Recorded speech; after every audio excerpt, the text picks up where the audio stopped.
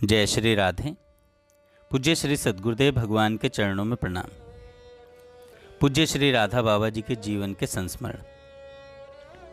भगवान की जन वत्सलता। सन 1977 की बात है। श्री प्रभु शंकर जी नागर का गीता वाटिका में देहांत हो गया।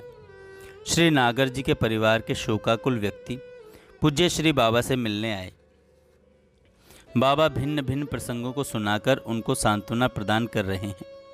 बाबा का भरपूर प्रयास यही है कि शोकाकुल स्वजनों के हृदय में यह विश्वास हो जाए कि भगवान का प्रत्येक विधान मंगलमय है और वे करुणा सागर भगवान जन के भीतर की सच्ची पुकार अवश्य सुनते हैं। विभिन्न प्रसंगों का वर्णन करते समय भगवान की कृपालुता का स्मरण करके पूज्य बाबा के नेत्र रह रह करके भर भर के आ रहे थे और पद पद पर उनकी वाणी भर्रा जाती थी। पूज्य बाबा ने कहा, भगवान तो इतने करुणा वर्णालय हैं कि अपने जन की हर चाह को पूरा करने के लिए तत्पर रहते हैं। मेरे बचपन की बात है, मुझे पेंसिल मिटाने वाली रबड़ की ज़रूरत थी। मैंने मन ही मन भगवान से कहा, मुझे रबड़ दो।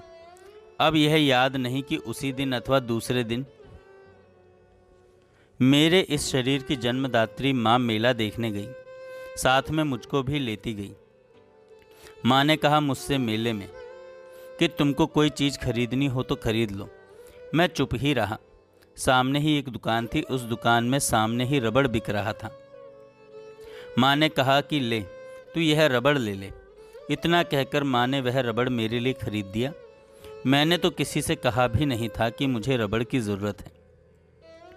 केवल भगवान से ही कहा था और उन्होंने मेरी यह मांग पूरी कर दी। मेरी भगवद उपासना बचपन से ही चल रही थी। जब मैं 4 वर्ष का था तभी से मेरे द्वारा भगवद आराधना आरंभ हो गई थी। एक प्रसंग और है।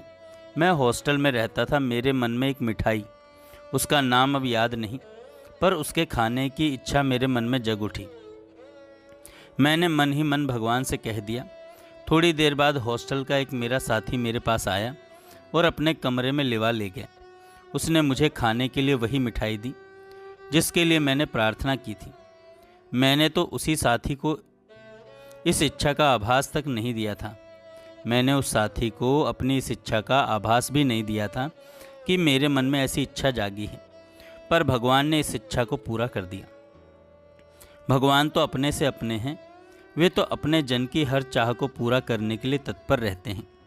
भगवान की कृपा से प्रेम राज्य की जो वस्तु मुझे उपलब्ध है उसका वर्णन संभव नहीं। भगवत कृपा ने आज मुझको राजाओं का राजा, शहंशाहों का शहंशाह बना दिया है। जगत में कोई नहीं कह सकता कि मैं पूर्ण सुखी हूँ, पर मैं कह सकता हूँ। इसमें मेरी गरिमा कुछ नहीं। इसका संपूर्ण श्रेय उन भगवान को है जो हर प्रकार से हर क्षण निज जन की संभाल करते हैं। पूज्य श्री आनंदमयी माँ का पत्र। माँ कहती हैं, आपका कृपा पत्र मिला था। पूज्य बाबा का पावन प्रेम तथा आप सब भाई बहनों की शुभकामनाएं लिए वह पत्र पूज्य माँ को सुनाया तो माँ ने पूज्य बाबा के लिए 3 बार नमो नारायण उच्चारण किया था। गत सप्ताह की एक सुखद घटना आपको लिख रहा हूँ।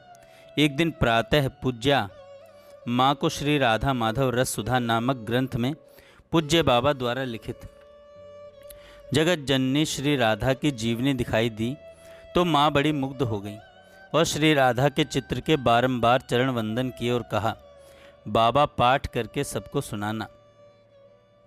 उसी दिन सायं दर्शन के समय जब त्रिगुणदा और मैं पूज्या माँ को प्रणाम कर रहे थे तो माँ अनेक भक्तों के समक्ष स्वतः बोल उठी, देश में जितना महात्मा जिंदा है राधा बाबा की स्थिति सबसे ऊपर है। अच्छा हुआ तुम जाकर बाबा का दर्शन किया। उसके दूसरे दिन काशी हिंदू विश्वविद्यालय के उपकुलपति डॉक्टर धर तथा IIT कानपुर के डायरेक्टर डॉक्टर भट्टाचार्य जी पधारे थे। वे दोपहर के समय त्रिगुणदा के साथ माँ के दर्शन करने गए। उस समय भी माँ ने कहा, राधा बाबा प्रेम भक्ति और सत्य के प्रतीक हैं, भक्ति मार्ग की जीवंत मूर्ति हैं। त्रिगुणदा यह लिखकर ले आए थे, सो मुझे आकर तुरंत बताया। मैं कमरे में विश्राम कर रहा था। उसी दिन शाम को दर्शन के समय महानिर्वाणी अखाड़े के महंत जी भी पधारे थे। माँ ने वेदांत तथा भक्ति मार्ग की बात की।